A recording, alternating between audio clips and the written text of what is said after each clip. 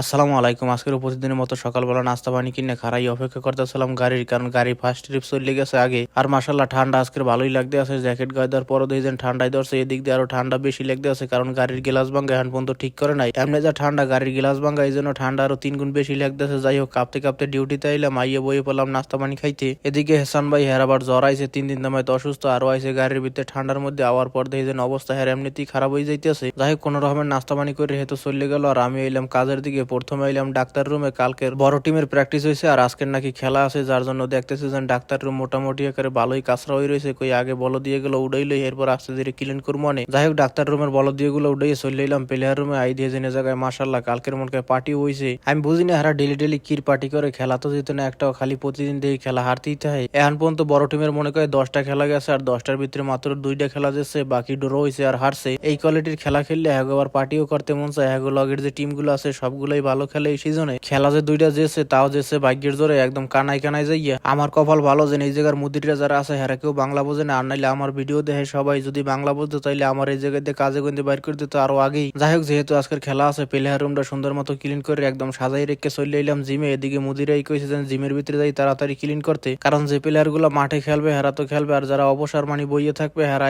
এই জায়গায় জিম করবে। এই জন্য কইতে আছে তাড়াতাড়ি যাই জিমটার পরিষ্কার করে থুইয়ায়। জিম খালি একটাই রেডি করে থুইতে কইছে, কারণ উপরে আবার ভিআইপি তে কাজ আছে, এগুলোও করতে হইবে। যাই হোক, জিমের কাজ শেষ করে উপরে ভিআইপি তে চলে এলাম। আইয়ে দেখে যে জায়গায় কিছু লোকজন লাগবে, হেরা কাজ করতে আছে নিচে, আর আমার কাজ করতে হবে উপরে ক্যামেরা রুম টুম এইগুলো। যাই হোক, ক্যামেরা রুমটা দেখি মোটামুটি আকারে ঠিকঠাক আছে, তারপর হালকা পাতলা মোছামুছি দিয়ে চলে এলাম ভিতরে প্রথমে চেয়ার গুলো চেক করলাম, দেখি যে ঠিকই আছে। কইতে হালকা পাতলা মুভ মারি দিলেই চলবে না, আর মুভ মারার কাজ শেষ করতে করতে দেখি যে আড়াইটা বাজে গেছে। আর ডিউটি শেষ করে চলে এলাম বাসায়। পানি খাইতে যাই দিয়েছেন, বোতলের পানি প্রায় শেষ হয়ে গেছে। কই যা আছে এটা দিয়ে আগে খাওয়া দাওয়া শেষ করি গোসল দিয়া। যাই হোক, যে পানি আসলে দিয়ে দুপুরে খাওয়া দাওয়ার মোটামুটি আকারে চালাই দিলাম। আর সেদিন কাজে নেক্সট দিয়ে বাজার করে আনছিলাম, আমি আবার লগে করে একটা ড্রাগন ফল লইছিলাম। আমি কোনো সময় এর আগে ড্রাগন ফল খাই নাই, দেখেছেন টেস্ট করে কেমন লাগে। একটা খাইয়ে প্রথমবার গোড়াটা কাটিয়ে হালকা একটু মোহের ভিতরে দিয়ে দিয়েছেন, তেমন কোনো স্বাদই পাইতেছেন। এদিকে আনোয়ার ভাই কইতে আছেন স্বাদ পাবা আনে পুরোটা খাইলে। এর আগে খালি ভিডিওর ভিতরে দেখতাম ড্রাগন ফল খায়, আর খাওয়ার পর কইতে আছে খুব স্বাদ লাগে, কিন্তু আমি খাওয়ার পর দেখেছেন কেলার চাইতেও কম স্বাদ। আমি কই হালার 5 রিয়েল দিয়ে একটা ফল কিনে আনলাম, না লাগে মিষ্টি না লাগে সুক্কা, লাগতে আছে পাঞ্চা পাঞ্চা।